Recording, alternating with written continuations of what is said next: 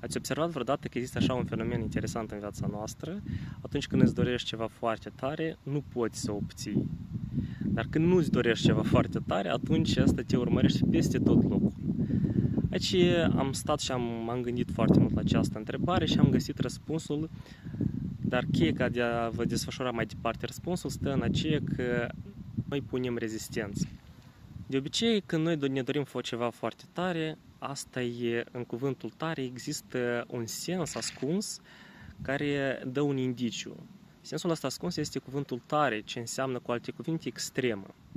Dar dacă știm că rezistența, punerea de rezistență, cheia care vorbeam anterior, care dă răspuns la această întrebare, rezistența este o emoție negativă, înseamnă că în viața noastră există un factor care noi foarte tare încercăm să fugim de el și el foarte multă durere ne aduce. Din cauza asta apare rezistența asupra acestui factor. Noi nu vrem să-l acceptăm și din cauza asta el fuge după noi peste tot locul și noi nici de cum nu putem să fugim de el. Și deci rezultă că în viața noastră există un factor foarte important care noi nici de cum nu putem să-l acceptăm și el, doar gândul asupra lui ne aduce durere.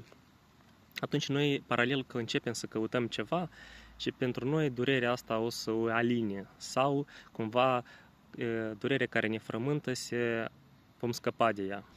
Și ne mirăm după aia că nu putem să găsim cum să fugim de ea. Din cauza că atunci când noi căutăm altceva, se întâmplă direct opusul. Ceea ce dorim cel mai tare fuge de noi, de ceea ce nu ne dorim noi cel mai tare, atunci încearcă să ne urmărească și noi nici de cum nu putem să scăpăm de el. Din ce cauză? Din cauza că noi foarte multă importanță, foarte multe privilegii i-am dat acestui factor care stă în viața noastră, care noi nici de cum nu vrem să-l acceptăm, care ne aduce nouă durere. Și eu de durere nu vorbesc de durere fizică, eu vorbesc despre durere psihologică, sufletească, alții spun. Această durere cu mult e mai mare decât durerea fizică. Și noi factorul acesta îi dăm multă atenție, permanentă. Noi mult ne uităm la el, multă atenție primește de la noi.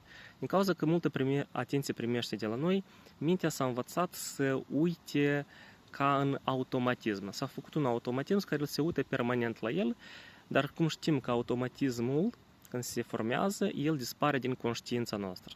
Adică el pleacă în inconștient. Noi, fără să ne dăm seama, ne gândim la asta, fără să ne dăm seama, acționăm pe baza la asta.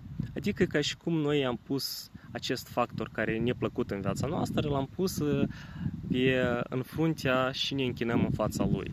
Și se întâmplă că noi găsim totuși ceea ce vrem noi foarte tare și acestui ce vrem noi foarte tare dăm poate acolo câteva procente din toată atenția noastră.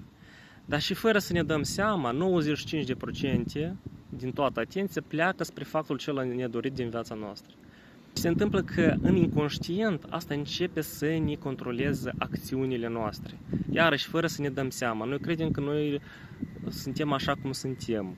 Noi credem că cu noi nimic nu e greșit. Și totodată observăm că oamenii se schimbă în jurul nostru. Parcă se pare că lumea îți face ție numai dureros și totuși atenția care noi o îndreptăm spre factorul ăsta care este neplăcut, că ce stă în inconștient, în automatism, și începe să se mulțească și să provoace și mai multă durere și mai multe chinuri și tot mai tare neputința noastră de a fugi de ea. Și pentru ca măcar cumva să putem să scăpăm de atâta durere, că omul nu mai poate atâta să ducă, începem a căuta căi de ieșire.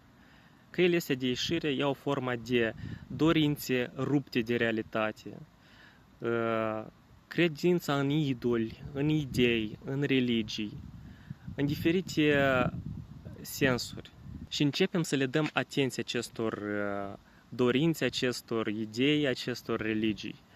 Ruptura asta de realitate nu face ceea ce nouă ne dorim, dar însă face opusul, creând respingere și mai multă, pentru că cu cât mai tare vrei să fugi, cu atât mai tare fuge după tine acest factor care este în viața ta neplăcut. Și totuși gaura asta nu se mai acoperă. Există o modalitate cum de scăpa de acest circuit închis care nu putem să ieșim, dar asta e altă temă de discuție.